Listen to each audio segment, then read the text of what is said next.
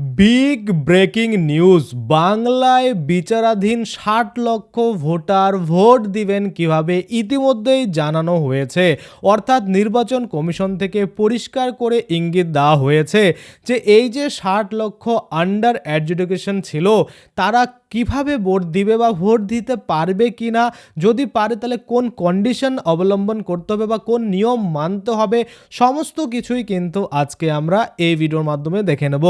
আপনি যদি দেখেন আপনার নামও আন্ডার অ্যাডজুডিকেশন ছিল বা বিচারাধীন ছিল বা মীমাংসা হয়নি এমন পর্যায়ে ছিল, তাহলে অবশ্যই ভিডিওটা প্রথম থেকে শেষ পর্যন্ত দেখবেন।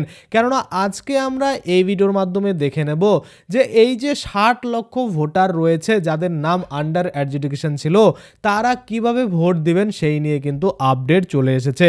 তো অবশ্যই আপনাদের আমি প্রথম থেকে শেষ পর্যন্ত নিউজটা দেখাচ্ছি। আপনাদের সামনে দুটো পেপার আমি খুলে রেখেছি, দুটো পেপারেই কি বেরিয়েছে এবং কিভাবে আপনারা সেটা করবেন বা কিভাবে আপনারা আন্ডার অ্যাডজুডিকেশন থাকার পরেও আপনারা ভোট দিতে পারবেন, সমস্ত কিছুই কিন্তু আজকের এই ভিডিওতে আপনাদের জানিয়ে দেবো। তো অবশ্যই আপনারা যদি ইউটিউব থেকে ভিডিওটা দেখে থাকেন তাহলে অবশ্যই চ্যানেলটাকে সাবস্ক্রাইব করবেন, আর যদি ফেসবুক থেকে দেখে থাকেন তাহলে অবশ্যই পেজটাকে ফলো করে নেবেন। তো চলুন বেশি দেরি না করে ভিডিওটা শুরু করা যাক। তো আপনারা দেখতে পাচ্ছেন আপনাদের সামনে আমি খুলে রেখেছি দুটি পেপার, যেখানে একটাতে বলা হয়েছে যে সর্বদলীয় বৈঠকে সবর তৃণমূল, বাংলার বিচারাধীন ৬০ লক্ষ ভোটার ভোট দেবেন কিভাবে সেইটা নিয়ে কোশ্চেন এবং সেটার উত্তর কিন্তু এখানে নিচে বলা হয়েছে।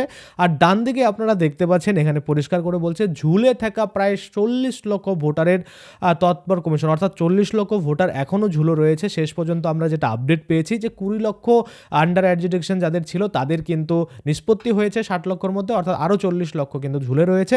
তো এই নিয়ে ডিটেলস আমরা এবার দেখে নেব। দেখুন পরিষ্কার করে বলেছে যে ১৫ই মার্চ ঘোষণা করেছে নির্বাচন কমিশন যে কবে কবে কোথায় কোথায় ভোট হবে, অর্থাৎ ১৫ই মার্চ ঘোষণা করা হয়েছে রাজ্যের বিধানসভা নির্বাচনের সূচি।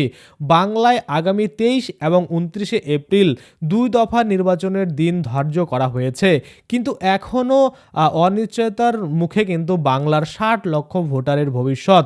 সোমবার কলকাতায় সিও অফিসে হওয়া সর্বদলীয় বৈঠকে এই বিষয় নিয়ে কিন্তু সবর হয়, নানা রকমের যে রাজনৈতিক দল রয়েছে তারা, অর্থাৎ সর্বদলীয় রাজনৈতিক দলগুলো যে রয়েছে তারা কিন্তু সবর হয়, তথা তৃণমূলের প্রতিনিধি শশী পাজাও কিন্তু হয় এবং সাথে কিন্তু পুলক রায়েরাও। বিচারাধীন ৬০ লক্ষ ভোটারের ভবিষ্যৎ নিয়ে প্রশ্ন তোলেন তৃণমূল। এছাড়াও এসআইআর এর সাপ্লিমেন্টারি তালিকা প্রকাশ নিয়ে প্রশ্ন তুলেছেন অন্য সকল রাজনৈতিক দলগুলো। এছাড়াও কিন্তু বাংলায় শান্তিপূর্ণ নির্বাচন নিয়ে সব দলই কিন্তু সহমত দিয়েছেন। আচ্ছা, আমরা যদি দেখি সোমবার সর্বদলীয় বৈঠকের পর শশী পাজা জানান যে কমিশনের পক্ষ থেকে যে ১৯ লক্ষ নামের বিচার বা নিষ্পত্তি হয়েছে সেই যে তালিকা সেটা কিন্তু প্রকাশ করতে হবে আগামী সপ্তাহেই, অর্থাৎ এই সপ্তাহেই কিন্তু প্রকাশ করতে বলা হচ্ছে। আর খুব সম্ভবত বৃহস্পতিবারের দিকে কিন্তু আপনারা প্রথম যে সাপ্লিমেন্টারি লিস্ট সেটা কিন্তু পেতে চলেছেন।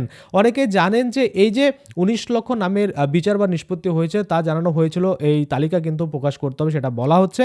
এবং কিন্তু বিচারাধীন ৬০ লক্ষ ভোটারদের ভবিষ্যৎ নিয়ে বৈঠকে সবর হয়েছে তৃণমূল। এই একই বিষয় নিয়ে সবর হয়েছে কংগ্রেসের তরফে অভিযোগ জানানো হয়েছে এই বিশাল সংখ্যক নাম বিরোধাধীন থাকায় বিষয়টা কিন্তু জটিল রয়েছে বা গুরুতর রয়েছে।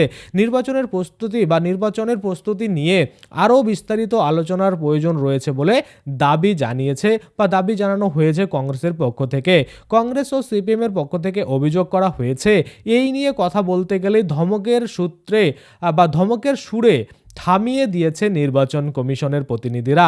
তাই বিচারাধীন ৬০ লক্ষ যে ভোটার রয়েছে, অর্থাৎ তাই কিন্তু বলেছে যে বিচারাধীন ৬০ লক্ষ ভোটারের ভবিষ্যৎ নিয়ে দুশ্চিন্তা প্রকাশ করেছে তৃণমূল। এমনকি এই দিন কিন্তু এই যে সর্বদলীয় বৈঠক হয়েছে সেই দিন কিন্তু উপস্থিত ছিলেন তৃণমূলের মন্ত্রী শশী পাজা এবং মন্ত্রী পুলক রায়। এছাড়াও বৈঠকে বিজেপির হয়ে যোগ দিয়েছিলেন, এখানে পরিষ্কার করে দেখতে পাচ্ছেন, তাপস রায় এবং সঞ্জয় সিং। বাম শিবিরের হয়ে উপস্থিত ছিলেন কল্লোল মজুমদার ও পলাশ দাস। কংগ্রেসের প্রতিনিধি হিসাবে বৈঠকে অংশ নেন আশুতোষ চট্টোপাধ্যায়। এবার এই যে ডান দিকের আরেকটা নিউজ রয়েছে সেটা আপনারা ক্লিয়ার দেখতে পাচ্ছেন, কারণ এই যে বাঁদিকের নিউজটা এটা অনেকটা ঝাপসা ছোট জায়গায় লেখা হয়েছে, যার জন্য এটাকে জুম করার পরে ফেটে গিয়েছে। এবার এই যে ঝুলে থাকা প্রায় ৪০ লক্ষ ভোটারের তৎপর সেটা কিন্তু কমিশন কি করছে এবার যদি সেটা আমরা দেখি কি বলছে। যে বিধানসভা নির্বাচন ঘনিয়ে আসতেই ভোটার তালিকায় ঝুলে থাকা নাম নিষ্পত্তিতে গতি বাড়িয়েছে নির্বাচন কর্তৃপক্ষ বা কমিশন। আমরা যদি দেখি সূত্রের খবর, আন্ডার অ্যাডজুডিকেশন তালিকায় থাকা বিপুল সংখ্যক আবেদন খতিয়ে দেখা হচ্ছে দ্রুততার সঙ্গে। প্রতিদিন প্রায় 1 থেকে 1.5 লক্ষ নামের বিষয়ে সিদ্ধান্ত নেওয়া সম্ভব হচ্ছে বলে জানিয়েছে নির্বাচন কমিশনের আধিকারিকরা। সোমবার পর্যন্ত কতজনের তথ্য নিষ্পত্তি হয়েছে বা হয়ে যাচ্ছে তা জানিয়ে দিল রাজ্যের মুখ্য নির্বাচনী আধিকারিক অর্থাৎ সিও দপ্তর। সেই সংখ্যাটা হলো প্রায় 20 লক্ষ। নিষ্পত্তির কাজে নিযুক্ত রয়েছেন 705 জন বিচারপতি। কমিশন জানিয়েছে তারা চাইছে বিচারাধীন তালিকা থাকা বাকি ভোটারদের তথ্য নিষ্পত্তি দ্রুত হোক। 6-7 দিনের মধ্যে বিচারাধীন প্রথম অতিরিক্ত তালিকা প্রকাশ করা হবে বা প্রকাশিত হবে, যেটা আমি আপনাদের বললাম যে আগামী বৃহস্পতিবার বা শুক্রবার কিন্তু সেই লিস্ট আমরা পেতে পারি। পশ্চিমবঙ্গের এসআইআর এর মাধ্যমে ভোটার তালিকা থেকে 63 লক্ষ নাম বাদ দিয়েছে নির্বাচন কমিশন। তাদের কেউ মৃত, কেউ স্থানান্তরিত, কেউ গরজাহারির, কারো কিন্তু অন্য জায়গায় নাম রয়েছে, আবার কারো কিন্তু দেখা যাচ্ছে 60 লক্ষ মানে মনে করুন যে অন্যান্য ডবল এন্ট্রি রয়েছে, এই রকমের জন্য কিন্তু অনেকের বাদ পড়েছে। আরও 60,06,675 জনের নাম অ্যাডজুডিকেশন বা বিচারাধীন কিন্তু রয়েছে। সুপ্রিম কোর্টের নির্দেশে ওই বিচারাধীন ভোটারদের নথি রাজ্যে খতিয়ে দেখছেন এসআইআর এর কাজে নিযুক্ত 705 জন বিচারক। সোমবার এমনটাই জানিয়েছে রাজ্যের মুখ্য নির্বাচনী আধিকারিক অর্থাৎ সিও মনোজ আগরওয়াল। তিনি জানান যে সোমবার পর্যন্ত প্রায় 20 লক্ষ ভোটারের তথ্য নিষ্পত্তি হবে। বর্তমানে এই তালিকায় প্রায় 60 লক্ষ আবেদন ছিল। এর মধ্যে ইতিমধ্যেই কিন্তু প্রায় 20 লক্ষের নাম বিষয় বা 20 লক্ষ নামের যে বিষয়ে সিদ্ধান্ত নেওয়া হয়ে গিয়েছে বলে প্রশাসনিক সূত্রে জানা গিয়েছে। অর্থাৎ আমরা জানি যে 60 লক্ষ আবেদন ঝুলে রয়েছে। সেক্ষেত্রে এই 60 লক্ষ আবেদন কিন্তু আর মনে করুন 40 লক্ষ ঝুলে থাকলো, কেননা 20 লক্ষ কিন্তু ইতিমধ্যে নিষ্পত্তি হয়েছে। অর্থাৎ আপনারা ভোট দিতে পারবেন কি পারবেন না সেটা কিন্তু ডিসিশন নেওয়া হয়েছে। আপনার নাম কি বাদ দেওয়া হয়েছে নাকি আপনার নাম ফাইনাল লিস্টে চলে এসেছে সেটা কিন্তু আপনারা আগামী বৃহস্পতিবার বা শুক্রবারের দিকে কিন্তু জানতে পারবেন, কেননা তখন কিন্তু ফার্স্ট যে সাপ্লিমেন্টারি লিস্ট সেটা কিন্তু দেওয়া হবে এবং প্রথম সাপ্লিমেন্টারি লিস্টেই আপনারা যদি দেখেন আপনাদের নাম উঠে গেছে তাহলে কিন্তু আপনি বুঝবেন যে হ্যাঁ আপনারা কিন্তু এই যে আগামী নির্বাচন সেটা কিন্তু আপনারা দিতে পারবেন বা আপনাদের যে ভোট প্রয়োগ সেটা কিন্তু করতে পারবেন। আশা করি আপনারা বুঝতে পারছেন। এবার কথা হচ্ছে এই যে মনে করুন যাদের আন্ডার অ্যাডজুডিকেশন রয়েছে, যাদের উঠে গেল তাদের তো ভালো, কিন্তু যাদের উঠবে না, ধরুন উঠলো না, নামটা আপনার বাতিল হয়ে গেল, ডিলিটেড হয়ে গেল, সেক্ষেত্রে আপনাদের করণীয় কি?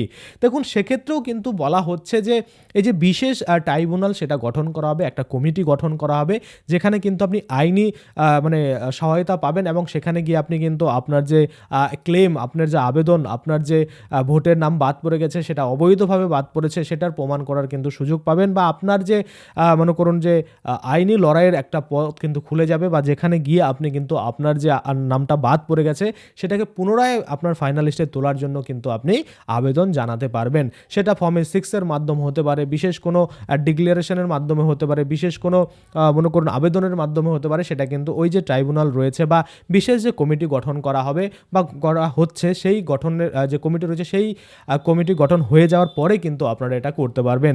অনেকেই বলছেন যে দাদা তাহলে তো তারা ভোট দিতে পারবে না। হ্যাঁ অবশ্যই আপনাদের ধারণা ঠিক, যারা এইরকম থাকবে আন্ডার অ্যাডজুডিকেশন এবং তার ফলে সাপ্লিমেন্টারি লিস্টে নাম উঠাতে পারবে না বা উঠবে না, তারা কিন্তু ভোট প্রয়োগ করতে পারবে না, তারা কিন্তু কোনোভাবে ভোট পাবে না।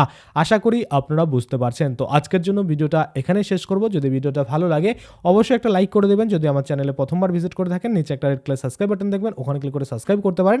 আর সাথে যে বেল আইকন রয়েছে ওখানে ক্লিক করে বেল আইকনটাকে এনেবল করে দেবেন। তাতে করে কী হবে, যখনই আমি এই ধরনের কোনো ভিডিও বানাবো সেটার যে নোটিফিকেশান সেটা কিন্তু আপনার কাছে পৌঁছে যাবে। ধন্যবাদ।